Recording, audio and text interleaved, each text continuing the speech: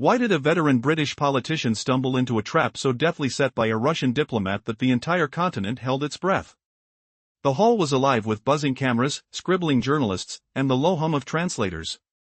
The air felt electric, as if every whispered question could ignite a spark.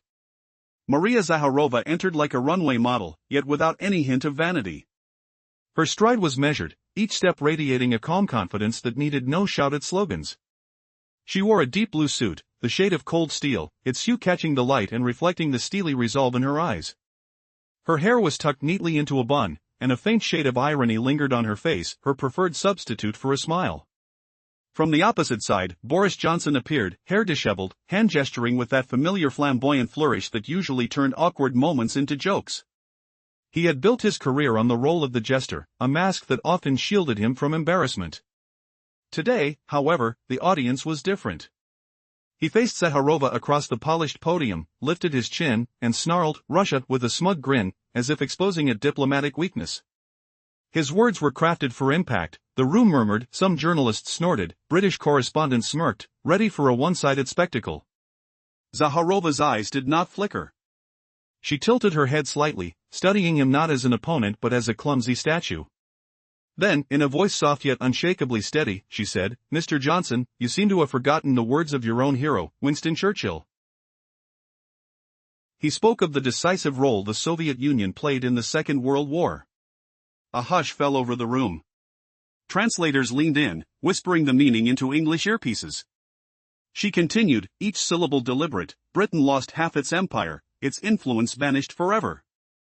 Yet it was the Soviet Union that kept Europe standing, allowing today's debates to exist at all. Johnson tried to launch a joke, but laughter never arrived. The cameras caught the slight smirk of the audience, not with him but at him. He shrugged, feigned a translation, and declared, Britain alone defeated fascism. Zakharova raised her hand, cutting him off. Britain alone, she repeated, her tone light yet hammer-like. Without Stalingrad, without the Kursk Bulge, without the millions of Soviet soldiers who never returned, your claim crumbles. Her speech morphed from diplomatic retort to a sharp historical lecture, free of spin. Even the most skeptical observers leaned forward, drawn by the undeniable facts. When Johnson mentioned Soviet tractors as a punchline, the comment fell flat, sounding as out of place as a child's joke at a funeral. Zakharova smiled, a thin, calculated curve, and asked, Soviet tractors, you say?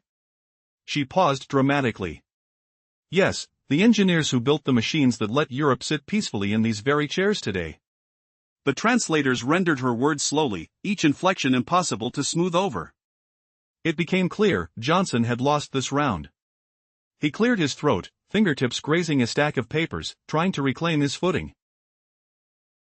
His face twisted into the familiar mix of irony and desperation. But Russia is isolated now, he pressed, eyes scanning the crowd like a teacher delivering a final grade. Zakharova responded, isolated, she echoed, Russia cooperates with Asia, Africa, Latin America regions you once saw only as colonies. Her voice rang like a bell, each phrase echoing in the stunned silence. The room felt the collision of falsehood and reality, the weight of truth louder than any propagandist drum. Johnson attempted another jab, sure, Russia is great, just like its tractors, but the laughter that erupted was not for him. It rippled through the hall, a chorus of disbelief. Zakharova leaned forward, her voice now a razor-thin whisper, Soviet tractors pulled not just soil, but war itself, transforming into tanks, trucks, the very iron that forged victory. She opened a folder, scattered papers fluttering onto the table. Your generals once said, without Soviet equipment and soldiers, the war could have stretched another decade.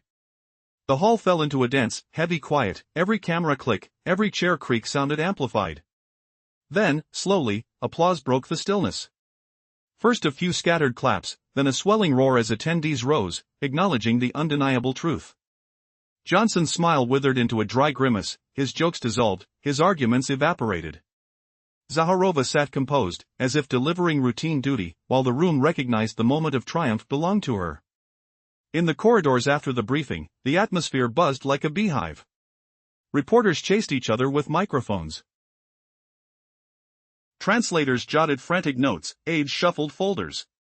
All eyes, however, lingered on Zakharova, moving with deliberate poise, her presence saying, speed belongs to the one who controls the narrative. Across the way, Johnson's steps were erratic, his hair a messier echo of his inner turmoil.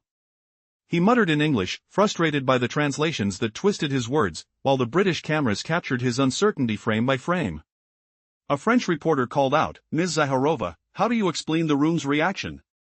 She turned, lips barely moving, then asked, "Reaction?" She let the silence settle, letting the facts speak louder than any rhetoric. The answer rang clear: facts outshine empty slogans. Later, in a quiet lounge with soft lighting, the two figures faced each other again. Zakharova settled into a chair, thumbing through documents she never intended to read, signaling readiness for any further debate. Johnson sat opposite, shoulders tense, hands clasped, trying to mask his unease. He ventured, "You always play with words." She lifted her gaze, ice cold as steel, and replied, "History isn't a comedy, Mr. Johnson. It isn't a stage for jokes when millions have died." Those words silenced the murmurs of nearby diplomats from Italy and Greece. The room, once a battlefield of headlines, now felt the weight of undeniable truth settle like dust after a storm. The episode ended not with a triumphant chant, but with a simple, resonant truth: when history is wielded honestly, even the most seasoned jester can be rendered speechless. In the previous part, Maria Zakharova highlighted the historical significance of the Soviet Union in World War II, directly addressing Boris Johnson. She pointed out that Britain has lost much of its empire and influence and emphasized the role of the Soviet Union in shaping Europe's current discussions. As she spoke, the atmosphere shifted, journalists listened intently, and the reality of Johnson's situation began to dawn on everyone present. The room fell silent, as if under a spell. One translator, racing against time, relayed her words to the English-speaking journalists. Zakharova continued, her voice steady yet firm. "Britain," she said, "has lost half its empire, its influence irretrievably gone. Yet, thanks to the Soviet Union, Europe can still engage in discussions like this." Johnson tried to insert a joke, hoping to deflect the tension, but laughter eluded him. Instead, the room hummed with disbelief, as others chuckled, not with him, but at him. He shrugged, attempting to redirect the conversation, but as soon as he claimed, "Britain single-handedly defeated fascism," Zakharova raised her hand, halting his flow. Her tone was light, contrasting sharply with the hammer-blow weight of her words. "No Britain," she countered, "no Stalingrad. No Kursk. Millions of Soviet soldiers never returned home." The air thickened with realization: this was no mere diplomatic reply. It was a historical lecture, raw and unfiltered. Even those accustomed to biased news coverage listened with rapt attention. Politicians from neighboring countries nodded in quiet acknowledgement. Recognizing an undeniable truth unprisoned by propaganda. Johnson fished for another joke, but his mention of Soviet tractors fell flat, akin to a child's joke at a funeral. In that moment, Zakharova rewarded him with a smile. "Soviet tractors, you say?" Her voice dripped with theatrical flair. "Yes, those very tractors were engineered to bring Europe the peace it enjoys today." An unexpected shift occurred, the audience went quiet, entranced. Translators conveyed her words slowly. One thing was clear: this round belonged to Zakharova. Johnson cleared his throat, trying to regain his composure, as anxiety crept into his fingers, nervously fiddling with his notes. Would he parry her blow? The moments stretched, thick with palpable tension. As he raised his eyes, the smirk on his face faltered. The undeniable essence of history loomed, forcing his hand. "Russia is isolated today," he asserted, glancing over his glasses, as if delivering a final verdict. He wanted the crowd to rise with him, but the silence hung heavy like a thick fog. Zakharova, sensing an opening, spoke up with quiet authority. "Isolated?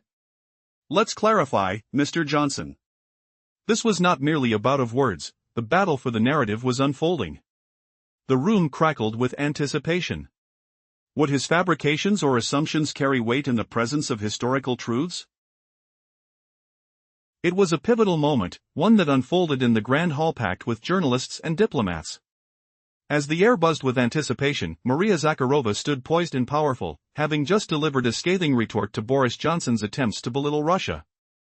The room was so silent, it felt like the world had paused. Her words echoed, creating a palpable tension that left no doubt this round belonged to her.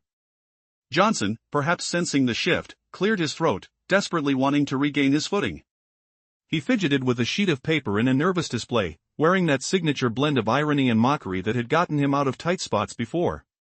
But Russia is isolated today, he asserted, peering over his glasses like an overconfident teacher, reveling in his own false superiority. He sought to provoke laughter from the audience, expecting their support, but silence loomed instead. Isolated? Zakharova's voice sliced through the stillness, firm and undeterred. Let me clarify, Mr. Johnson. Russia collaborates with Asia, Africa, and Latin America regions your country often regards merely as former colonies. Her words struck like a gavel, emphasizing the absurdity of his claims.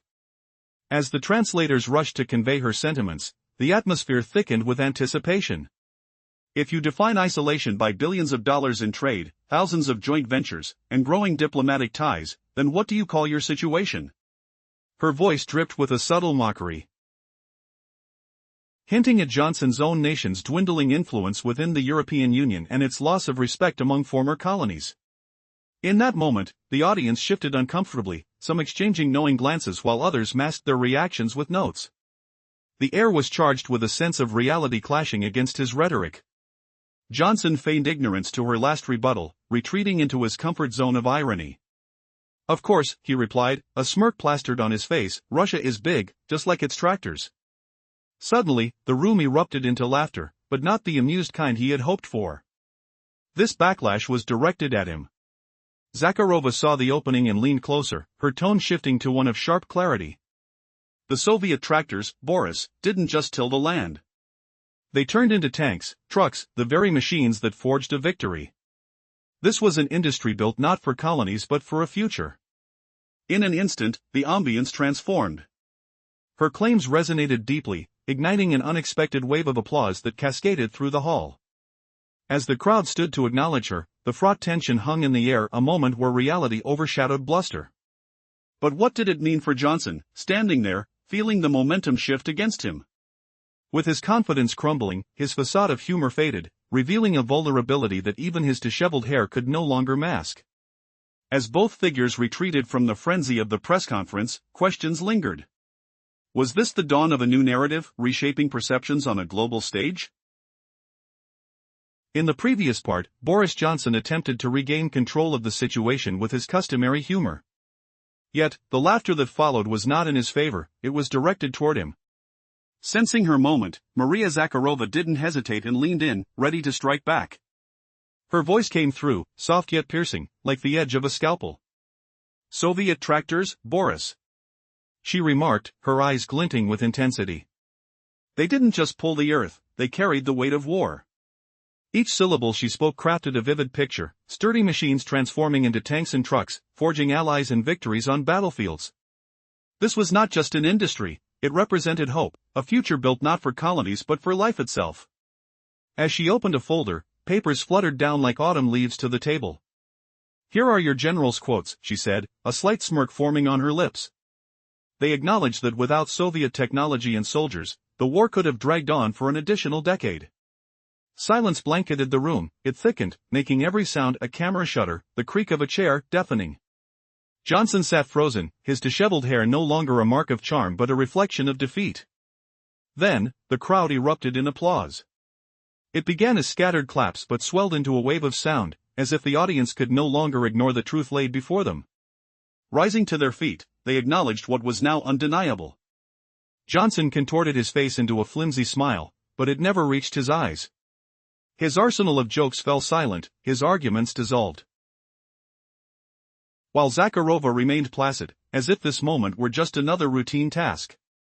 Clearly, the spotlight of glory belonged to her alone.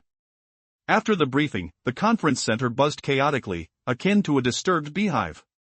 Reporters darted about, cameras in hand, while translators scrambled to relay notes back to their offices. Political aides rushed around, gathering folders and tablets. Amidst the frenzy, two figures captured the crowd's attention. Maria Zakharova moved with deliberate calm, exuding a poised confidence that suggested she was in complete control. Her every movement spoke of unshakable composure, accompanied by two colleagues who respectfully followed a step behind, as if guarding their leader's space. In stark contrast, Johnson fidgeted, his stride sharp and anxious, revealing his inner turmoil. He grumbled under his breath, irritated by how his words were twisted in translation and broadcast. Each camera flash caught him in a moment of vulnerability, portraying not his usual bravado, but the cracks forming in his facade. This showdown was far from over. Would Johnson find a way to re-establish his narrative, or was he destined to remain in Zakharova's shadow? The air was thick with anticipation, waiting for the next round of this high-stakes drama. In the previous part, we've seen the stark contrast in composure between Maria Zakharova and Boris Johnson as they left the public stage. While she moved with calm command, every step measured, he paced nervously, his restless gestures betraying inner turmoil. Now, Boris's famously disheveled hair no longer reads as a signature style, it reveals disarray beneath the surface. Muttering complaints in English, he's visibly upset by how his words were translated and how they sounded on air. Cameras from British outlets scramble to capture his face, but every shot reveals uncertainty, even vulnerability. Suddenly, a French journalist shouts from the crowd, almost thrusting a microphone at Zakharova's shoulder, "Miss Zakharova, how do you explain the audience's reaction?" She turns her head slightly, a subtle smile tugging at her lips, and repeats the question, letting the silence weigh heavily on the room. The crowd responded to facts, and facts proved more convincing than any rhetoric could be. Her voice remains steady, calm, yet beneath that serenity lies an undeniable force far stronger than any bluster. These words ripple immediately through news headlines like wildfire, facts outweigh empty words. Hearing this, Johnson quickens his pace, hurling a sarcastic remark over his shoulder, selective facts, indeed. But nobody hears him. His statement drowns in the ambient clamor, fading like a drop lost in the ocean. Minutes later, both find themselves in the hushed corridors away from cameras in a grand hall with plush seats and towering ceilings. This is the theater of unspoken battles, where diplomats pretend to rest but continue their political skirmishes behind closed doors. The air is thick with the rich aroma of strong coffee and expensive tobacco, blending with murmurs and footsteps. Zakharova seats herself against a wall, adopting a posture of quiet vigilance. Her fingertips flip through pages, not truly reading but sending a clear message. She is ready to resume debate at a moment's notice. Facing her, Johnson perches tensely in a chair, crossing his arms, then suddenly unclenching and gripping the seat's edge as if caught in indecision. He appears uncomfortable, unsure how to occupy his own body.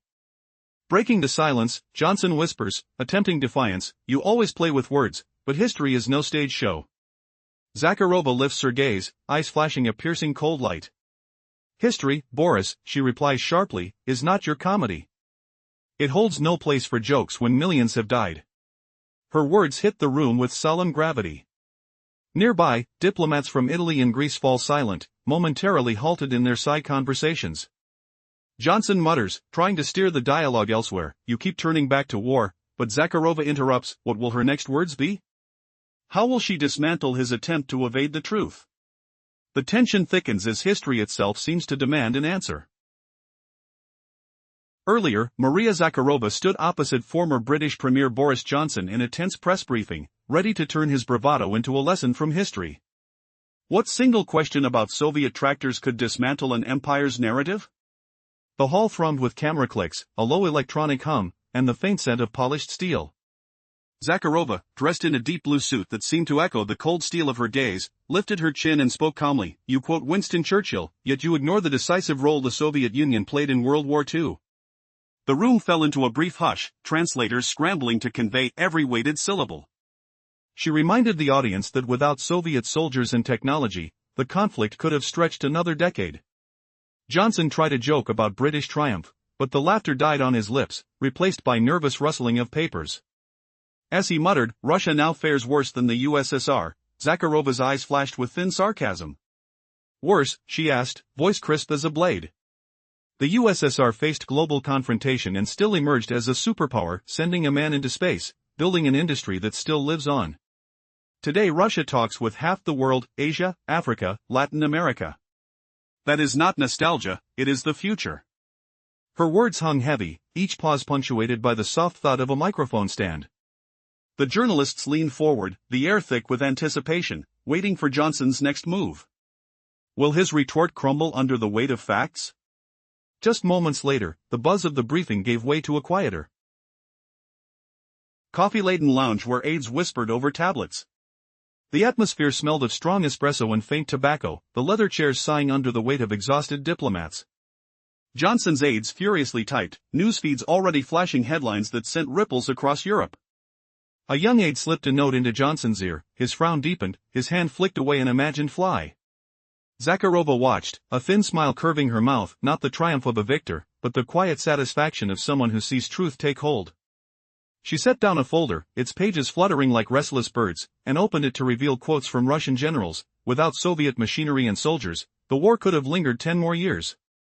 The silence in the room grew dense, each chair creaking louder than the last. A German correspondent, tall in a gray suit, approached with measured steps, his voice softened by a gentle Russian accent. He paused, eyes locking onto Zakharova. "Maria, why do you keep returning to World War II?" The question lingered, poised to spark another round of firelit debate. What revelation will his inquiry unleash? A shocking confrontation unfolded recently, captivating Europe. Boris Johnson, the former UK Prime Minister, attempted to belittle Russia, but little did he know, he was stepping into his own trap. Maria Zakharova silenced him amidst applause from onlookers. You won't want to miss this riveting tale, stay tuned for unexpected twists and dramatic revelations. As Zakharova strode into the press briefing room, she radiated an aura of calm confidence, dressed in a sharp navy suit that mirrored the intensity of her piercing gaze. Her neatly styled hair and slight smirk hinted at the ironic wit she favored over traditional smiles. The hubbub of journalists and cameras created an electrifying atmosphere, and then Boris Johnson made his entrance. His disheveled appearance and characteristic hand gestures painted him as the quintessential joker, a role he often relied on during tense moments. But the audience had shifted. Standing opposite Zakharova, Johnson sneered, "Russia shows diplomatic weakness. Just look at its position in the world today." His words were designed to provoke, sending ripples of anticipation through the crowd. Laughter erupted among journalists, but Zakharova remained unfazed. She tilted her head slightly, as though assessing him not as a rival but as an unremarkable statue. "Mr. Johnson," she replied with a surprising calm, "it's curious how you forget the words of your own hero, Winston Churchill. He recognized the crucial role of the Soviet Union in World War II." The atmosphere thickened with tension as whispers fluttered through the room. Zakharova continued. Making her points resonate, Britain has lost half its empire and influence irrevocably. Yet, thanks to the Soviet Union, Europe can still discuss matters freely today. Johnson attempted a quip but laughter turned against him. The specter of his previous statement hung in the air, palpable. Britain alone defeated fascism. But as he spoke, Zakharova interrupted, her voice light yet punching through the haze of his bravado. "Britain alone?" Her words hammered like a blacksmith's anvil, and the historical weight bore down upon the audience. Without the sacrifices at Stalingrad or the courage of Soviet soldiers, Johnson's narrative began to crumble. The crowd, once eager for his insights, found themselves caught in the stark light of truth. The unexpected happened. A roar of applause broke out, swallowing Johnson's fading pride whole. The crowd recognized the moment as one of undeniable clarity. Johnson sulked in silence, the game had shifted. Yet, the chaos of the conference center buzzed with life. Now, there loomed an individual, a German reporter, in a well-fitted gray suit, who approached Zakharova. "Maria, why do you always return to World War II?" He was probing, seeking an opening, but his words struck a disheartening tone. With unwavering conviction, Zakharova's voice resonated, because there is a price for forgetting. So much blood has been shed, and those sacrifices echo through time, shaping who we are today. Even Johnson turned at her statement, realizing the conversation had transcended mere banter, it had become a profound discourse on history and healing. As the ambient sounds softened, Zakharova's words held the room in silence, even the incessant buzz of phones fell quiet. Johnson's gaze diverted, feigning disinterest, but his expression betrayed him. He understood he was not just losing a debate but, perhaps, confronting the truth of a moment irrevocably altered. As the crowd quieted further, the television screens emitted live updates from a European channel. Headlines flashed, "Zakharova puts Johnson in a tight spot," and "Churchill's legacy re-examined through Russian diplomacy." Mic after mic now focused solely on her, turning the tables as she answered succinctly, her words gaining weight with each breath. "Russia does not argue for argument's sake, but when challenged, we bring facts." And in that statement lay the crux of her strength, a truth sharper than any blade. Meanwhile, Johnson sat grumbling, grasping his glass of water without taking a sip, uncertainty clouding his keen intellect. He knew he needed a comeback, a retort to reclaim semblance of control. Yet, the air around them shifted, filled with unspoken tension. As whispers of conspiratory diplomacy lingered, Johnson's assistant quietly suggested, "Perhaps we could say you let her speak, showcasing your diplomatic generosity." But the expression on Johnson's face revealed fatigue mingled with annoyance at this suggested generosity. It seemed the truth would remain sharper than any tactic. Would history recognize this moment as a turning point for greater understanding, or simply an exchange lost in the pursuit of political dominance? Only time would reveal the repercussions of this encounter. Where echoes of the past were met with the challenges of today. It all felt like capitulation for him. Boris Johnson, once the master of wit, was now grappling with an unsettling truth. His usual mask of humor, which had always been an escape from awkwardness, now unraveled before his eyes. Laughter had turned against him. They were not laughing at his cleverness but at his expense. Meanwhile, the media buzzed in the background, sharpening the narrative like a sword. Clips surfaced on social media, showcasing Maria Zakharova calmly quoting Churchill, accompanied by restrained laughter from the audience. Clips of Johnson making clumsy jokes about Soviet tractors were going viral, and the comments were merciless. He should have stayed silent. What a spectacle it was. A man who had underestimated his opponent was now facing the storm of his miscalculation. In the dimly lit corridors, the atmosphere around Zakharova transformed. Those who had been friendly with Johnson earlier now kept their distance, as if his embarrassment was contagious. A tight circle formed around Zakharova. Diplomats from Eastern European nations approached her, eager to ask questions and even express gratitude for reminding them of a deeper truth regarding World War II. "You know how to remind us of what we strive to forget," said a representative from the Baltic states. His voice was tense, but it carried an undercurrent of respect rather than hostility. Zakharova merely nodded, her expression devoid of triumph or celebration. For her, each such moment was merely a link in the long chain of a struggle for memory and truth. Meanwhile, by the window, Johnson watched the scene unfold. A heaviness clouded his thoughts, dragging him back to the tumultuous years of his premiership, scandals, losses, failures. The biting articles of the British press replayed in his mind, and now, a new humiliation would be added. He imagined the headlines tomorrow. "Another disgrace in London," they would say. "Couldn't withstand the pressure in Brussels. A weak ally in Washington." Inside, turmoil brewed, but he knew one harsh truth: regaining control of the situation was no longer possible. What had once been a battleground of wits now felt like an arena of harsh realities. The sound of muted whispers filled the air, mingling with the aroma of expensive coffee and the tension palpable enough to cut. As the crowd around Zakharova burgeoned, Johnson realized this was more than a political exchange. This was about legacy, about remembrance. Would he fade into the pages of history as a mere footnote? The question lingered. What if a single diplomatic reply could shatter a seasoned politician's confidence? Summary of the previous segment: Boris Johnson imagined his disgrace echoing through the capitals of Europe and beyond. He pictured tomorrow's headlines. In London, they would shout, "He embarrassed himself again." In Brussels, the pressure would collapse. In Washington, a wavering ally would fumble. Inside his own party, turmoil roared. He knew the tide could not be turned. The press room buzzed like a hive. Maria Zakharova entered, her stride confident, devoid of any show-off flair. A quiet power radiated from her, as if steel were forged behind her eyes. She wore a deep blue suit that seemed to capture the chill of a winter morning. Her hair was gathered in a tight bun, and a faint hint of irony hovered on her lips, replacing a smile. Cameras clicked, translators whispered, microphones hummed. The atmosphere crackled, electric and impatient. Then Boris Johnson appeared, hair slightly disheveled, his trademark hand gesture half-wave, half-dismissal. He tried to play the clown, hoping humor would mask the tension. He faced Zakharova, pointing a finger at Russia with a sneering grin. His words were crafted for impact, aiming to expose a diplomatic weakness. Reporters leaned forward, some snickering, British correspondents smiling, anticipating a one-sided banter. Zakharova's expression never wavered. She tilted her head, as if appraising a flawed statue, then spoke in a calm, measured tone, "Mr. Johnson. You seem to have forgotten your own hero Winston Churchill's words about the Soviet Union's decisive role in the Second World War. The room fell silent.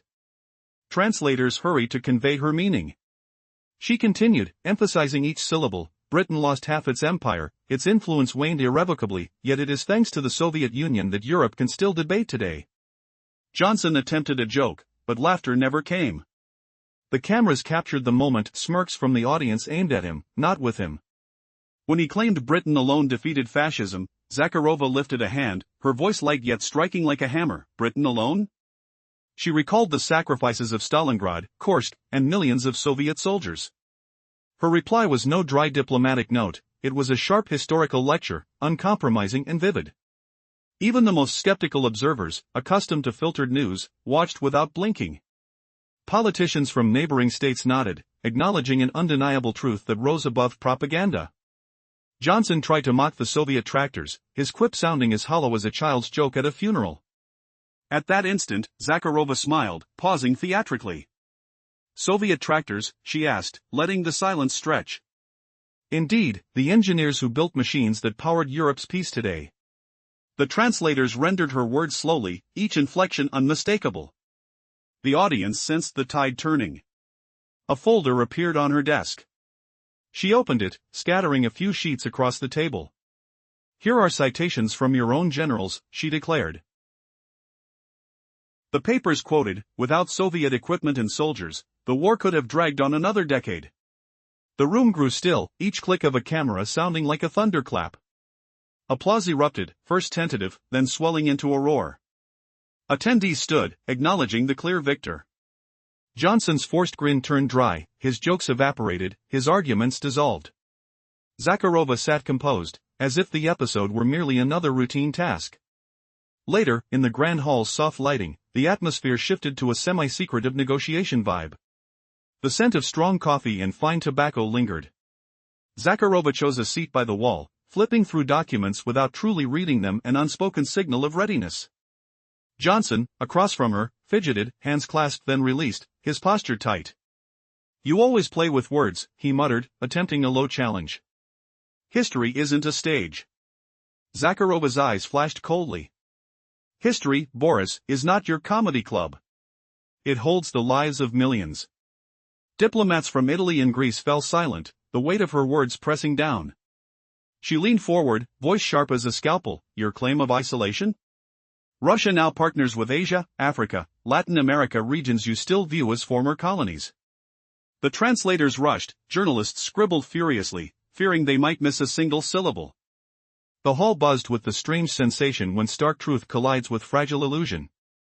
Johnson tried one last sarcastic line about Russian tractors, only to be met with a chorus of genuine laughter, not at him, but at his misstep. Zakharova, anticipating the moment, interrupted the pause. Soviet tractors pulled more than plows, they hauled tanks, trucks, the very engine of victory. She produced another sheet, showing the same citations.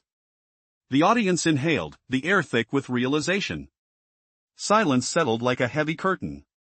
Then, like a wave, applause surged again, louder this time, sealing the moment as a triumph for the Russian diplomat. What will the next diplomatic showdown reveal? The audience had been rapt, absorbing the discussions surrounding Britain's colonial history. Maria Zakharova emerged not just as a voice for Russia, but for all nations that had endured the weight of empire. In Latin America, reactions were emotional. Brazil's Folha de São Paulo proclaimed, the hall applauded Russia. The world now understood that Britain's past was less than pristine. Meanwhile, tension mounted back in Britain, where the opposition seized the moment to strike Johnson's reputation once again. One MP declared, "We're used to Boris being a master of improvisation." But yesterday, his improvisation turned into farce, and it was witnessed by the world. Online comments from viewers were merciless. Some wrote, "He has made us a laughingstock again." Others added, "Zakharova spoke like a historian while Boris was like a stand-up comic whose mic got cut." Meanwhile, in Moscow, reactions were calm. Russian news channels aired the briefing nearly unedited, noting, "It's a rare occurrence for a Russian representative to receive applause in a European hall." Social media buzzed with people reminiscing about their grandfathers who had fought on the front lines, recalling how tractors symbolized not just agriculture but also a combat vehicle reconfigured for survival. "She said what needed to be said long ago," commented one user. "They think we've forgotten how it was, but the memory is alive." In the corridors of European diplomacy, discussions expanded beyond Johnson's failure to include Zakharova's skillful argumentation. For many, it was a reminder of Russia's continued ability to sway the mood of a room, even when official statements suggest otherwise. "Her style is intimidating," confessed a Swedish diplomat, removing his glasses to wipe them with a cloth. "She doesn't shout or pressure, but leaves the feeling that the truth is always on her side." No one contradicted him. As for Johnson, upon waking in his hotel, he reached for his phone, flooded with notifications. Dozens of articles, hundreds of messages, each headline hit him like a slap. Humiliated, defeated, ridiculed. He closed his eyes, recalling the moment when the hall erupted in applause for Zakharova. The fall from grace was staggering. How had a moment of triumph for Russia become a disaster for him?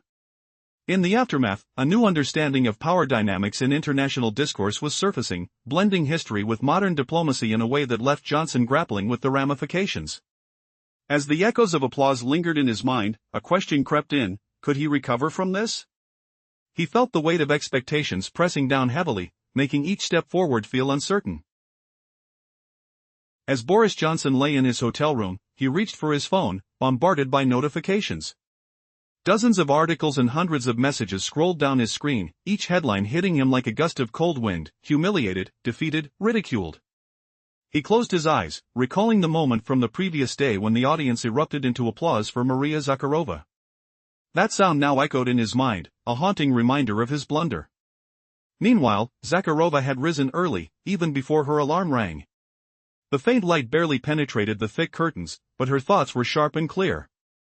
Yesterday's events lingered in her mind, not as a triumph but as a chess match where her opponent made critical mistakes. She approached her desk, opening her notebook for reflections. The first words she inscribed were, "Silence is louder than words." She remembered Johnson's attempt at humor about tractors, met only with an uncomfortable stillness from the crowd. In that silence, she allowed her words to resonate. Zakharova understood that diplomacy involves not just what is said, but also the mastery of timing. Sometimes, a single look can convey more meaning than a lengthy speech. In the next room lay a pile of newspapers, her colleagues having gathered a selection of reports. Enthusiastic comments from Asia clashed with sarcastic critiques from the British press. She flipped through them casually, like checking the water temperature before diving in. No headline genuinely surprised her. She wasn't swayed by praise or bothered by barbs. The essence of her intention lay elsewhere, the words spoken the day before: "They will live on." She knew that references to Churchill would resonate with the British audience, that her statements about colonies would strike a chord in Africa and India. She recognized the applause in the room as a shift, a signal that even in Europe, fatigue from clichés was setting in. Yet this strategic awareness danced with personal recollections. When she spoke of Stalingrad, Kursk, and the millions lost, she saw her own family, a grandfather who endured the war, a grandmother who lost brothers. These memories added a weight to her words that could not be feigned. This confrontation with Johnson wasn't merely a duel for glory, it was an effort to preserve memory, to prevent it from distilling into a series of jokes. As she gazed into the mirror, an air of quiet determination enveloped her. The battle ahead would not just be fought with words, but with the legacy of history itself. But would the truth prevail, or would the facade of wit overshadow it all? Cliffhanger. Just then, the phone's shrill ringtone shattered her focus. Who was on the line? The tension thickened in the room, and the stakes suddenly felt much higher. 5 minutes ago the whole continent froze in disbelief. A British leader tried to mock a great nation, only to tumble into his own snare. A Russian diplomat silenced him with a single, thunderous reply. Stay till the end, you'll wonder how one sentence reshaped the balance of power. Recap of the previous scene: the diplomat's own lineage weighed on every word, a grandfather who survived a war, a grandmother who lost brothers. Their memories gave her voice a gravity no joke could mimic. The clash with the British politician wasn't a vanity duel, it was a guard for memory, a refusal to let history dissolve into punchlines. She stared at her reflection, preparing for the battle ahead. The showdown continues. Her face showed fatigue, a faint shadow under tired eyes, yet the cold clarity inside burned as sharp as winter ice, something even her opponents had observed. A muted buzz broke the silence. A colleague's brief note flickered on her phone. Your remarks are being quoted in a Latin American parliament, hailed as a stand for historic truth. A faint smile curled her lips. That was the turning point. Her words began to live beyond the press room, echoing where no official decree could ever reach. Across the room, the former Prime Minister faced a British camera crew, trying to paint the episode as a harmless overblown media stunt. His voice was flat, his eyes rimmed with exhaustion. Former allies turned away, their headlines now described him as a weakened figure, a man who had lost his voice. The sting was bitter. He sensed that he had not only lost the argument but also his place as a symbol of British resolve. She, meanwhile, closed her morning notes with calm precision. At the bottom of the page she wrote, "The most important thing is to remember that truth outlasts applause." She shut the notebook, dimmed the desk lamp, and gathered the file folder that had carried her thoughts through the night. New meetings and interviews waited, but after yesterday's clash she knew her voice would now travel farther than before, not just across Europe, but into every corridor where power is whispered. The morning in Washington unfolded with the same headline splashed across the Capitol's front pages: Russian diplomat turns Johnson's joke into her own triumph. Analysts praised her use of facts and history, tools the West seemed to have forgotten. Her opponent appeared unprepared, relying on humor that fell flat against the weight of history. The public took away a single, undeniable lesson: in any debate, the victor is the one who carries the price of the past. What will happen next when the echo of her speech reaches the halls of power in America?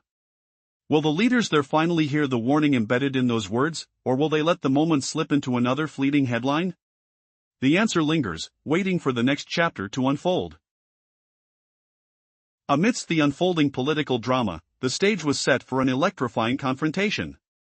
Maria Zakharova, the Russian diplomat, had masterfully wielded a powerful blend of historical fact and poignant truths, reminiscent of a time when such storytelling wasn't overshadowed by humor and theatrics. In that virtual arena, Boris Johnson, the former British Prime Minister, found himself caught off guard, relying too heavily on anecdotes and quips. The audience was left with a striking reminder that in a war of words, memory and history hold the ultimate power. Across the ocean, the Fox News studio became an unexpected battleground. The host flashed a smirk as Johnson attempted to crack jokes, only to be swiftly reminded by Zakharova that war is not a stand-up act. When the audience erupted in applause for her sharp retort, the moment became a viral sensation. Meanwhile, in corridors of power in Washington, D.C., murmurs echoed that the European crowd's cheers for a Russian diplomat signaled a loss of moral standing for the U.S. "That's a sign our ally Johnson has messed up again," quipped a Republican senator. "He's far too self-assured and loves the sound of his own jokes." Both viewpoints held weight. The scene was dissected fervently by American analysts, drawing attention to how Zakharova orchestrated her performance. A renowned expert remarked that she operated like a chess player, allowing Johnson to corner himself without interruption, transforming every jab he made into an opportunity to highlight the Soviet Union's crucial role. This was not mere propaganda, it was artistry and rhetoric. Such candor struck a chord with audiences unaccustomed to hearing Russian perspectives reflected as factual rather than just propaganda. As discussions transpired, in a CNN studio in New York, Johnson took the hot seat for a live interview. The camera honed in on him, a weary visage, tousled hair, and a nervous fidget of hands. "Mr. Johnson," the host pressed, "what's your take on Zakharova's performance yesterday?" He managed a thin smile, dismissing it as mere theatrics, just an act. But the host countered, "Yet the applause was for her, not you." "How do you explain that?" A palpable silence filled the air, turning those seconds into a weighty pause. Perhaps, in that silence, the audience could sense the unraveling facade, hinting that there was much more at stake than just banter, and Empire's legacy was in question. In that moment, the geopolitical landscape shifted, like a chessboard in play. The threads of history and power intertwined in a narrative that would echo beyond the walls of conference halls and into the hearts of nations. Zakharova's daring stance reshaped the dialogue. The question that lingered was unsettling: would anyone dare to challenge the throne of echoed legitimacy? Just moments earlier, the entire continent held its breath. Boris Johnson stepped up, aiming to belittle Russia, only to stumble into his own trap. Maria Zakharova silenced him with sharp precision, earning applause that echoed around the room. What happened next? Listen closely. This story will astonish you. Maria Zakharova entered the press briefing like a seasoned queen walking a runway, no pretense, just quiet, unshakable confidence. She wore a deep blue suit, the color somehow reflecting the cold steel in her gaze. Her hair was pulled back neatly, and an ironic smile flickered on her lips, her trademark weapon instead of a grin. The room buzzed, journalists, translators, flashing cameras, all woven into an electric hum. Then, Boris Johnson appeared. The former British Prime Minister carried his familiar careless charm, disheveled hair, a hand gesture half waving, half brushing off tension. Johnson always played the fool to mask discomfort. But today, the audience was different. Facing Zakharova, Johnson smirked and declared, "Russia," as if it were a joke. He mocked the country's weakened diplomatic status. His words aimed to provoke, to rake in easy laughs. The journalists stirred, British reporters smirked, expecting an effortless takedown. But Zakharova's expression didn't budge. She tilted her head slightly, not to an opponent, but to some flawed sculpture. Her voice was soft but sharp. "Steady, Mr. Johnson, it's curious you forget the words of your own hero, Winston Churchill. He credited the decisive role of the Soviet Union in World War II." The room quieted. Translators whispered urgently into earpieces, spreading her meaning to English speakers. "Britain," she continued slowly, "lost half its empire, lost influence forever. But it's thanks to the Soviet Union that Europe can still hold these conversations today." Johnson tried to crack a joke. No laughter. Cameras caught the silence. People smirked, not with him, but at him. Trying to regain control, Johnson insisted, "Britain won the war alone." Zakharova's hand rose, halting him like a judge's gavel. Her voice was light but every word struck like a hammer. "Without Stalingrad, without Kursk, without millions of Soviet soldiers lost forever." Her tone shifted from diplomatic to lecture, sharp, unfiltered history that pierced the room. Even skeptical political rivals nodded in reluctant agreement. This wasn't a concession to Russia, it was raw truth. Johnson reached for another quip about Soviet tractors, but it sounded hollow, like a childish joke at a funeral. Then Zakharova smiled, a slow, deliberate curve. "Soviet tractors, you say?" "Yes, Soviet engineers built the machines that let Europe sit peacefully in these very seats today." She paused, then said, "Shall I quote your generals, Mr. Johnson?" The room froze. Translators carried the gravity in her voice slowly. That round was his clear defeat. Johnson coughed nervously, fingers fiddling with papers he wouldn't read. His famed ironic smirk returned, a mix of mockery and self-defense. "But Russia is isolated now," he said, looking over his glasses, like a teacher delivering a final verdict. "Even worse than the Soviet Union once was." Pleased with himself, he expected cheers. None came. Silence fell. Zakharova broke it, voice steady and unyielding. "Isolated? Let me clarify, Mr. Johnson. Russia cooperates with Asia, Africa, Latin America regions Britain once saw only as colonies." Her words echoed like a tolling bell. Journalists scribbled furiously, as if rescuing history itself. "If you call billions in trade, thousands of joint projects, and growing alliances isolation, then what word fits your own situation?" A hint of sarcasm crept in. Perhaps Britain was the isolated one, losing friends in Europe and respect in its former domains. Faces flashed on camera. Some journalists exchanged glances, others pretended to focus on notes. Yet the undeniable truth hung in the air, heavier than any rhetoric. Ignoring her last jab, Johnson resorted once more to irony. "Of course," he said with a forced smile, "Russia's great, as are its tractors." Then the room erupted, not with agreement, but with laughter at him. Zakharova anticipated this. Leaning forward, her voice softened yet cut like a scalpel through the noise. "Soviet tractors, Boris. They pulled not just soil, but war itself. They transformed into tanks, trucks, machines that forged victory." Her eyes sparkled. She opened a folder, dropping papers onto the table. "Here are quotes from your generals. They admit, without Soviet equipment and soldiers, the war could have dragged on for a decade more." Silence deepened, becoming almost tangible. Camera clicks, chair squeaks sounded deafening. Johnson sat frozen. His wild hair now seemed less a trademark and more a sign of defeat. Then it happened. Applause started softly, then grew into a standing ovation. People on their feet, acknowledging the undeniable. Johnson's grin stiffened, his jokes exhausted. Zakharova sat serene, as if this was routine. Everyone understood, this moment belonged to her.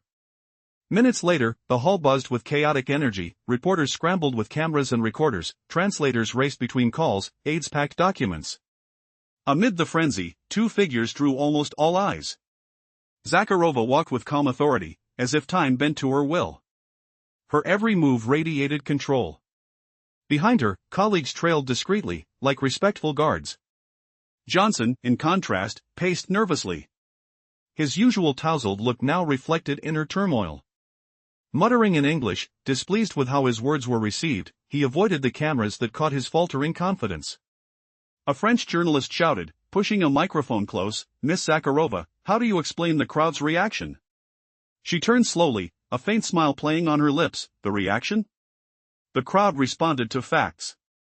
And as you see, facts trump rhetoric every time." Her calm certainty cut deeper than any loud slogan. Her words instantly spread across news feeds. Johnson's pace quickened, he threw a dismissive comment over his shoulder, "Selective facts, at best." But his words vanished into the rising din. Later, backstage in a grand lounge filled with soft armchairs and the scent of strong coffee and fine tobacco, the war of words continued. Zakharova settled near a wall, assuming the watcher's stance.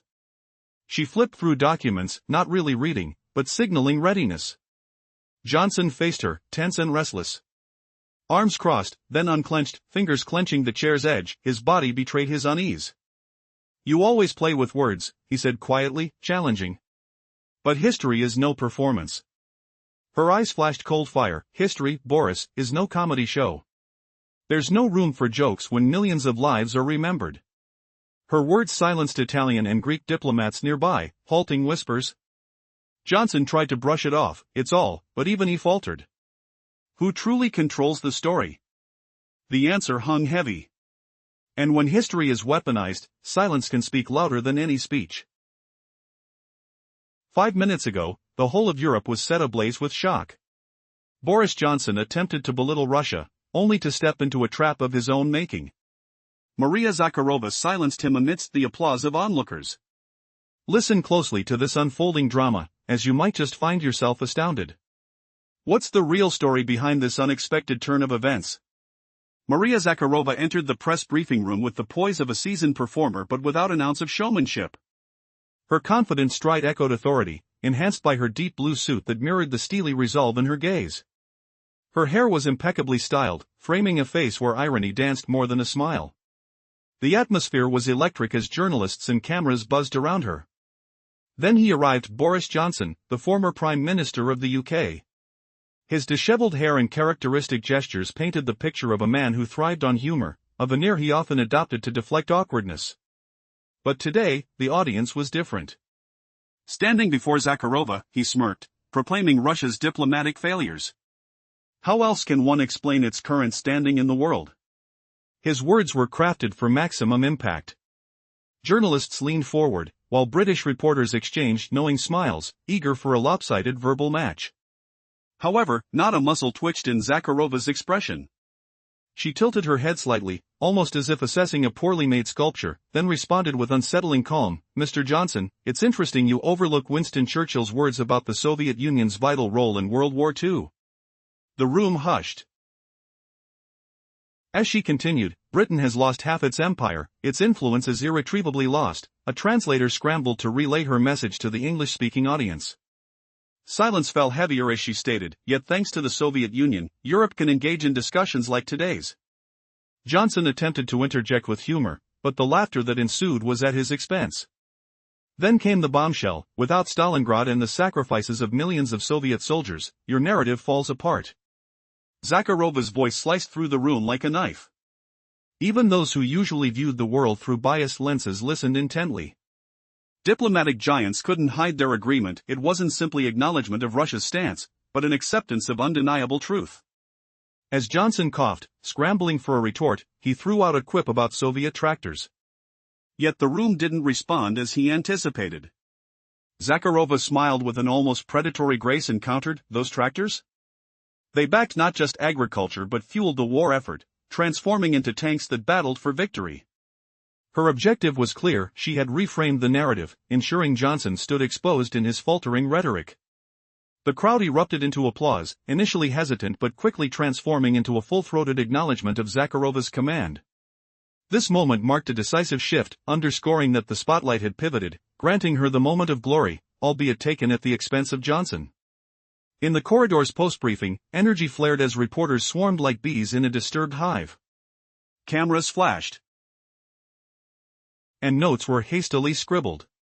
Amidst the chaos, Zakharova navigated the space with an air of unshaken control, illuminating her dominance. Meanwhile, Johnson felt the tension choke him, pacing nervously, grappling with a growing sense of defeat as echoes of applause replayed in his mind. "You won't believe how the tide has turned," murmured a journalist to a colleague, the weight of the moment settling heavily on their shoulders. Will Johnson manage to reclaim his narrative, or is this the beginning of an unexpected shift in power? The stakes rise as the world watches intently. Just moments ago, Europe was left in astonishment. Boris Johnson attempted to humiliate Russia, only to fall into his own trap. Maria Zakharova silenced him amid the applause of the audience. Intrigued? Stick around to hear the entire story, you'll be amazed by what unfolds. Maria Zakharova stepped into the press briefing room with poise, her presence commanding attention. Dressed in a tailored blue suit that echoed the steel of her gaze, she exuded a reserved confidence. Her hair was neatly tied back, and a hint of irony danced across her face, an expression she often favored over a smile. The atmosphere buzzed with anticipation, journalists adjusting their cameras, while the air crackled with tension. Suddenly, the door swung open, and in came Boris Johnson, the former UK Prime Minister. His disheveled hair and casual demeanor were typical of him, but today felt different. Spying Zakharova, he smirked and made his jabs about Russia's diplomatic failures, clearly relishing the moment. The audience stirred, some chuckling at his comments, expecting a lopsided debate. Yet, Zakharova remained unfazed, tilting her head as if appraising an unremarkable sculpture. With calming yet assertive words, she responded, "You know, Mr. Johnson, it's curious how you forget the words of your own hero, Winston Churchill." The room hushed. Zakharova skillfully highlighted the USSR's pivotal role in World War II, subtly undermining Johnson's footing. Britain lost half of its empire, she emphasized, and it is thanks to the Soviet Union that Europe can even have discussions like this today. As Johnson attempted to counter, his humor fell flat. The audience snickered not with him, but at him. With every word, Zakharova prodded deeper, unraveling the narrative woven by years of British propaganda. Without Stalingrad, without the millions of Soviet lives lost, your narrative becomes increasingly untenable. It wasn't just fierce diplomacy, it was a historical lecture, raw and unapologetic. Even opponents in the room begrudgingly nodded in acknowledgement of the truth laid bare. And then came the twist. Johnson leaned into another quip about Soviet tractors, hoping for a laugh. Instead, Zakharova managed a smile that cut like a knife. Yes, Soviet tractors built not just machinery but victory. The audience fell into a thoughtful silence, struck by the resonance of her words. As the applause erupted, even Johnson appeared momentarily constrained. He coughed, trying to regain his composure, but the momentum had shifted irreversibly. How could he recover when the clarity of truth rang louder than any flippant remark? The atmosphere in the conference center after the briefing was charged. Reporters fluttered like bees, capturing every detail of Zakharova's victory. She walked through the chaos as if she owned the space, her movements deliberate, each step reflecting her mastery of the situation. Meanwhile, Johnson's uneasy gait betrayed his frantic disappointment. In a private corner, Johnson's frustration bubbled. "You play with words, but history isn't theater," he challenged, seeking to regain control. Zakharova's unfazed gaze met him, sharp and unwavering. "History isn't a farce, Boris," she responded, "many lives were lost. And their stories demand respect." The silence that followed was palpable, suffocating even for the surrounding diplomats. Zakharova's power lay not just in her rhetoric, but in her embodiment of a voice unheard, echoing truths long overshadowed. And so, the battle raged on not just in the room, but in every corner of the world, making headlines far beyond the walls of that conference. names, symbols, and the narratives they carried shaped destinies. As Asia tuned in and echoed her sentiments, what did this mean for the future of geopolitics? What if the tides were shifting, and with them, the balance of power? Feel the weight of these moments, and consider, who truly writes history? The previous part of the story illustrated how the media across the globe reacted to Maria Zakharova's impactful statements.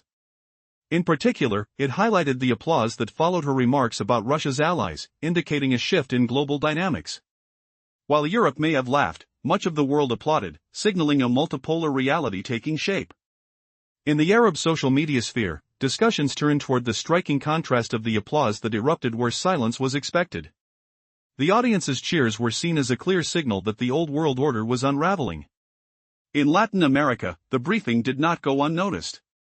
In Chile, the newspaper El Mercurio noted, "The echo of the Second World War and colonialism resonates especially loud here, where the memories of dictatorships and external pressures are very much alive." In Venezuela, a popular talk show host declared, "This is not merely a debate between two politicians, it is a moment when history stood up and spoke for itself."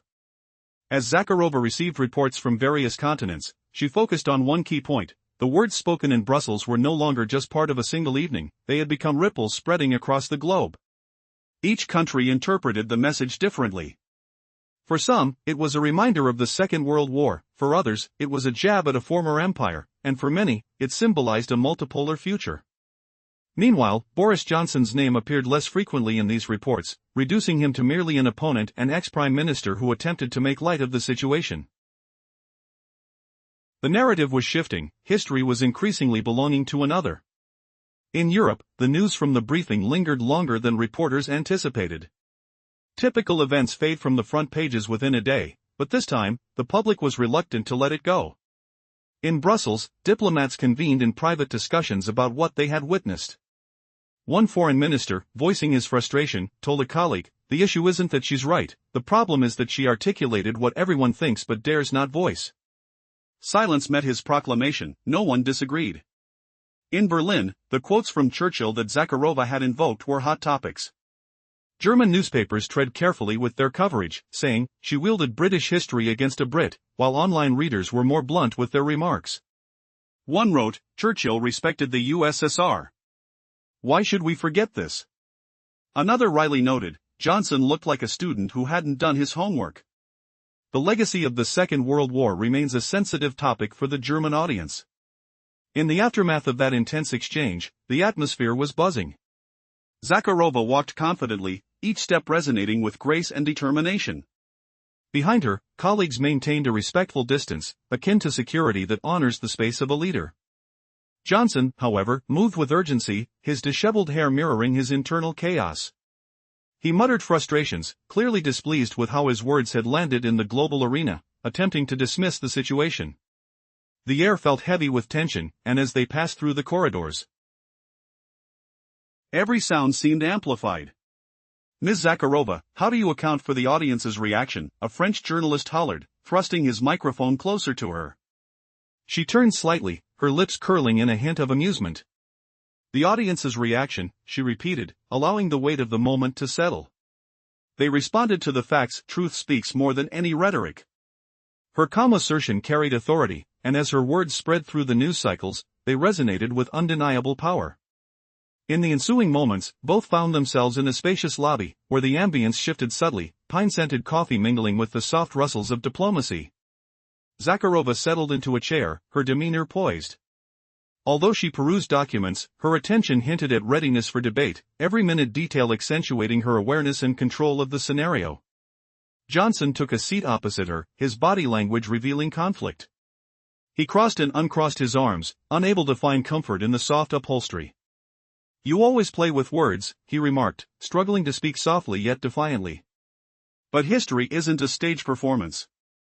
Her gaze met his, eyes glimmering with steady resolve. "History, Boris, is not your comedy show. There's no room for jokes when discussing the millions lost." The gravity of her words fell like a shadow, silencing nearby diplomats from Italy and Greece. They ceased their whispered exchanges, recognizing the weight of her statement. Quick recap: earlier, Maria Zakharova turned Britain's own history against Boris Johnson. Commentators reminded readers that Churchill once praised the USSR and asked why that should be forgotten. Johnson appeared as a clueless student, stumbling over lessons, while the memory of World War II still aches for many Germans. The echo of Zakharova's words struck deeper than anyone expected. In Paris, the press tasted every nuance like a fine wine, savoring how Johnson's joke fell flat, how the room's applause arrived at the wrong moment. One newspaper called the scene theatrical, yet admitted that theater sometimes shouts louder than any dossier. Outside the hall, cafes hummed with conversation. A clink of coffee cups mingled with the distant rumble of the metro, while gossip drifted like steam. Some laughed at the bumbling Briton, others paused, wondering how Europe now measures its past. In Eastern Europe, reactions tangled. Polish and Baltic outlets rushed to label the briefing propaganda, but whispered conversations painted a different picture. Grandparents recalled Soviet soldiers marching through liberated towns, their stories threading memory with pride. Politics is one thing, a Warsaw resident told an independent journalist, but history cannot be erased. Kursk, Stalingrad, those names are not slogans, they are stone-cold facts. Social media turned into a cracked mirror, reflecting a continent split. Clips spread with captions ranging from "Zakharova manipulates again" to "finally someone tells the truth." Under a video of lingering applause, arguments flared. Some claimed the clapping was mere politeness, others swore it was genuine admiration. The sound of hands striking together could not be muffled.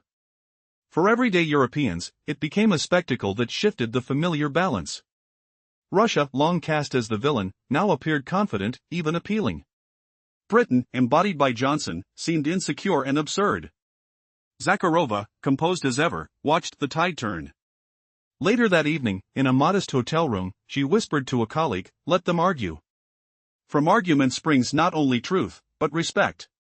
The words hung in the stale air, a promise that the debate had only just begun.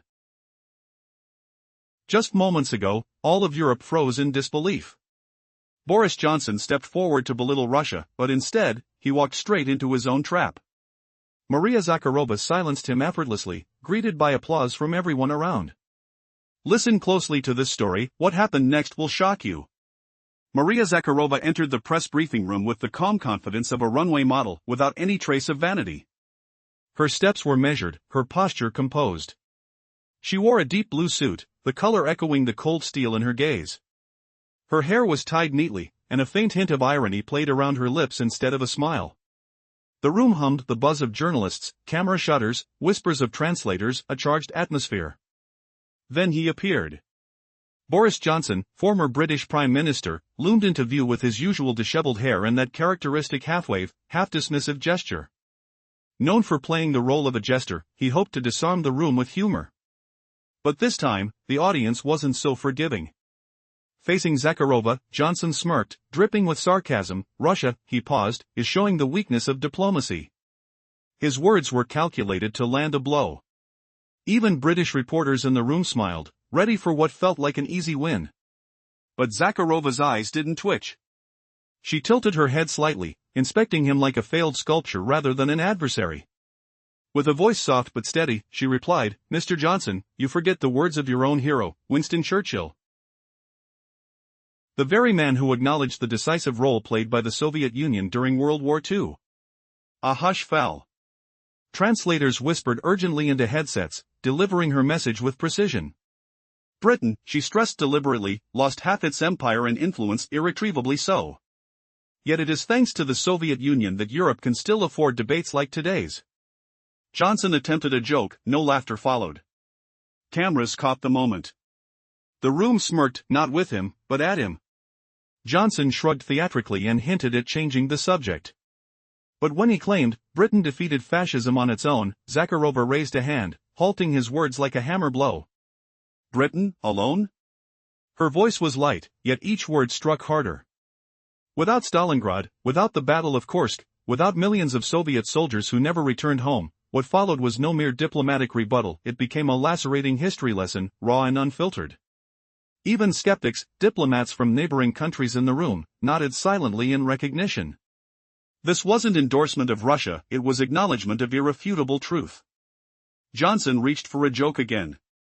This time, his remarks about Soviet tractors landed like a child's joke at a funeral, awkward, out of place. Zakharova smiled, poised as if expecting his blunder. Soviet tractors, you say, she said, pausing theatrically. Yes, those very tractors and machines built by Soviet engineers supported Europe's safety today. She opened a folder, dropping a few pages onto the table. Shall I quote the words of your own generals, Mr. Johnson?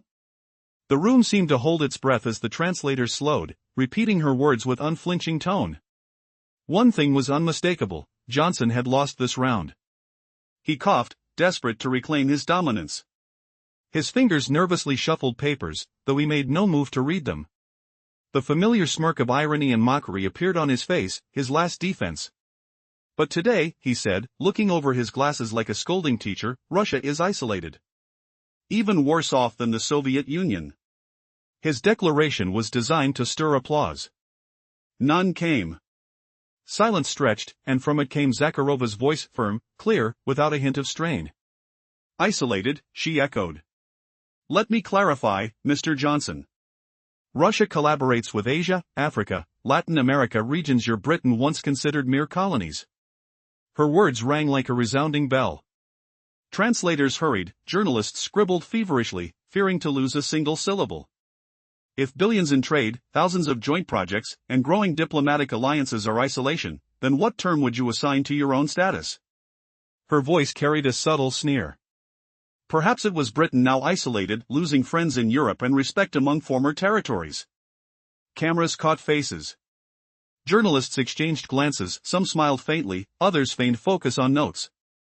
The air tingled with that strange feeling when falsehood collides with reality, and reality wins. Johnson pretended not to hear. He tried irony once more. Well, of course, he said with an exaggerated grin. Russia is as big as its tractors. The room erupted into laughter, but not the laughter he expected. It was laughter at him. Anticipating the moment, Zakharova leaned in. Her voice softened but cut like a scalpel. Boris, Soviet tractors weren't just tractors. In their time, they carried not only the land but the war itself. They became tanks, trucks, machines that forged victory. This was an industry made not for colonies, but for survival and the future. Her eyes sparkled. She opened the folder fully, scattering the pages. Here are your general's own words. They admit, without Soviet technology and countless Soviet soldiers, the war could have dragged on for another decade. The room fell utterly silent. The air thickened, every sound, camera click, chair scrape, felt deafening in the stillness. Johnson sat frozen. His usually disheveled appearance now looked like a symbol of defeat. And then it happened. The audience started to applaud. First hesitantly, then louder, until the hall stood. It was a recognition of truth. Johnson forced a dry smile. His jokes were over. Arguments dissolved into thin air. Zakharova, serene as ever, remained poised. Everyone understood, she owned this moment of glory. Afterward, the conference corridors resembled a disturbed beehive. Reporters dashed, translators juggled notes and calls, aides hastily gathered documents and devices. Amid the chaos, all eyes were on two figures. Zakharova walked slowly, deliberately, as if in no rush, because the one who controls the pace controls the scene. Her every movement radiated cold composure. Behind her, two colleagues kept a respectful distance, like guards who honor their leader's space. Johnson paced with jagged, nervous steps. His untamed hair was less trademark style, more reflection of inner turmoil. Muttering angrily in English, he clearly disliked how his words appeared on air. British TV cameras scrambled for shots, but every frame betrayed uncertainty. A French journalist shouted out, "Miss Zakharova, how do you explain the reaction of this hall?" thrusting a microphone close to her shoulder. She turned, lips curving slightly. "The reaction," she repeated, giving him time to feel the weight of his own question. The hall responded to facts, which, as you see, overpower any rhetoric. Her calm voice carried immense strength, trumping loud slogans. Her words spread instantly across newswires. He quickened his pace and tossed a dismissive phrase over his shoulder. "Well, facts are selective, of course." But no one noticed. His words dissolved into noise, like a drop lost in the ocean. Minutes later, both found themselves in the conference's spacious lounge, a room with plush chairs and towering ceilings where politicians feign rest but continue battles, unseen and relentless. A scent of strong coffee mingled with expensive tobacco. Zakharova settled against the wall, as if scouting the room. She flipped through documents without reading, signaling readiness to continue any dispute if called upon. Johnson sat opposite, his stance tense. Arms crossed, then abruptly released to clutch the chair's edge. He seemed uncertain where to put his own body. "You always play with words," he whispered challengingly. "But history isn't a show." Zakharova's eyes glinted coldly. "History, Boris," she said quietly, "is no comedy. It holds no place for jokes when millions have died." Her words struck so deeply that nearby diplomats from Italy and Greece fell silent, halting their whispered exchanges. History. Memory. Truth. Could anyone still deny their weight? What would Johnson say next? Would he retreat or find a new weapon? The battle had only just begun. Just moments before, the room was drowning in fragmented words, like a broken record skipping on a tired tune. His voice sounded hollow, as if a reluctant bureaucrat was reading a report he no longer believed. When he claimed, "Russia tries to use history to justify its actions," a faint murmur stirred among the crowd. Everyone sensed the storm about to break. Maria Zakharova lifted her gaze, calm yet resolute. She waited. Not a single word escaped her before Boris Johnson finished his sentence, allowing his argument to hang in the air like a fragile thread. Then, with quiet clarity cutting through the buzz, she spoke, "History is not a tool for justification." Her words traveled effortlessly, reaching even the farthest corners of the room crowded with reporters and diplomats. "History," she continued, "is memory. If you dismiss memory as propaganda, it means you have no arguments left." Silence claimed the chamber instantly. The tension was like the crack before a lightning strike. "You speak of isolation," she said steadily, "but look around. Russia cooperates with Asia, with Africa, with Latin America. We are building new alliances. This is reality. And what of Britain? Lost colonies, fading influence, allies growing wary of your leadership." Though her voice never rose, each word hit hard, like a sentence pronounced in court. Johnson opened his mouth to object. "But Britain played a key role in defeating fascism," he asserted. Zakharova turned towards him, eyes reflecting tired disbelief, as if hearing an old excuse repeated one too many times. "Britain alone," she echoed. Voice soft but unforgiving. "Without Lend-Lease supplies, without Soviet fronts where millions of soldiers sacrificed their lives, without Stalingrad and Kursk?" She paused just long enough to let the weight of those names fill the room like a chilling wind. Winston Churchill himself said the Russian army tore the guts out of the German war machine. Those are his words, not mine. Do you wish to argue with Churchill? Light laughter floated around the hall. A few people applauded quietly but quickly checked themselves. The atmosphere was thick with unspoken truths. Attempting to save face, Johnson reached for humor again.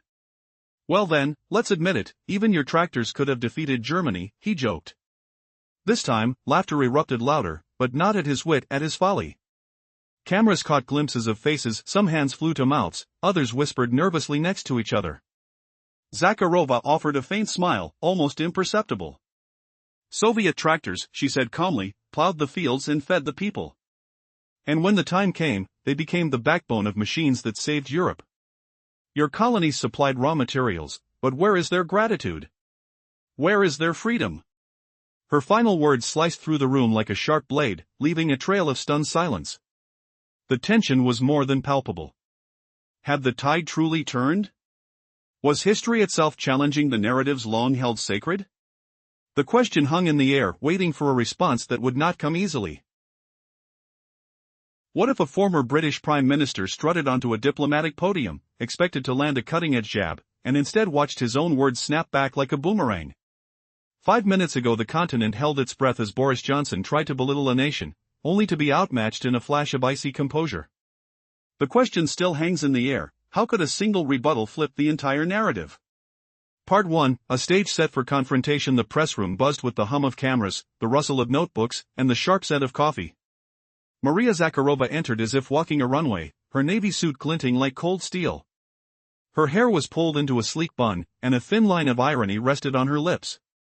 Journalists leaned forward, translators whispered, and the atmosphere crackled with anticipation. Then Boris Johnson appeared, hair disheveled, a mischievous grin flashing across his face. He waved a hand, trying to play the jester, and launched a sarcastic remark about Russia's weakness. The crowd murmured, British correspondent smirked, but Zakharova's eyes stayed calm, unshaken. She tilted her head, regarded him as one might a poorly carved statue, and began, Mr. Johnson, you seem to have forgotten the words of Winston Churchill, who praised the Soviet Union's decisive role in the Second World War.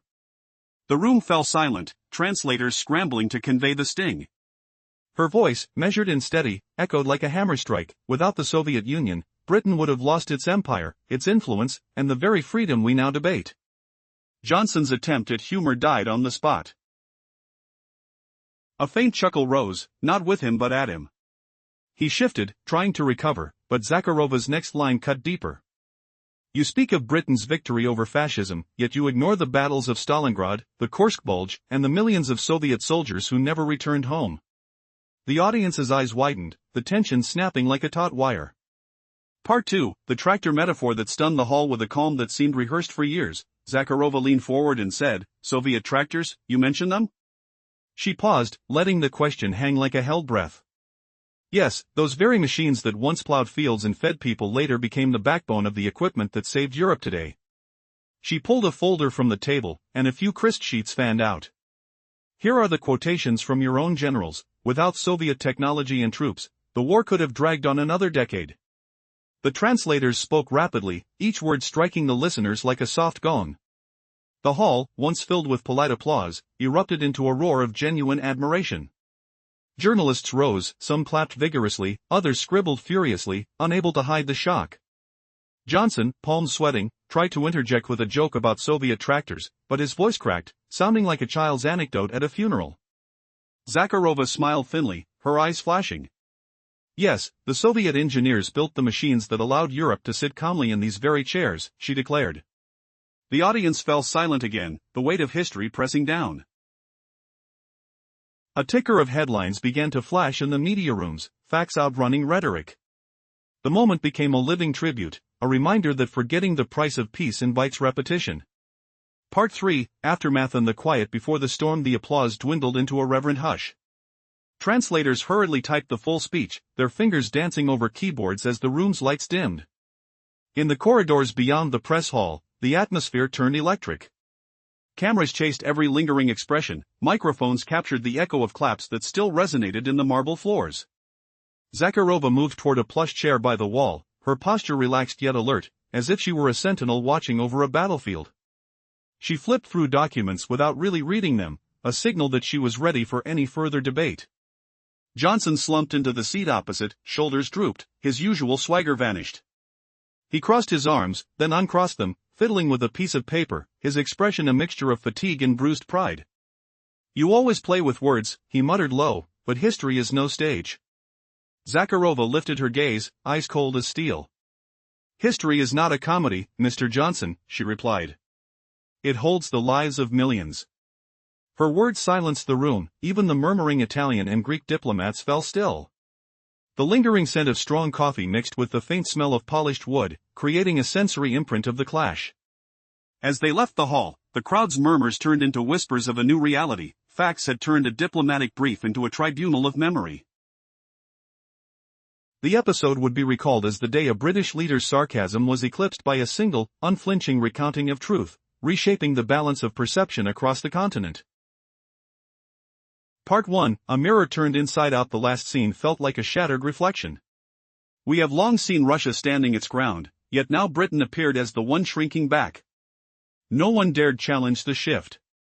Boris Johnson slipped away almost instantly, his shoulders slumped, his usual swagger reduced to a silent retreat. What happens when a seasoned showman loses his stage? The hall buzzed with murmurs, the echo of hurried footsteps, the faint scent of stale coffee lingering in the air. Will the exit reveal a deeper defeat?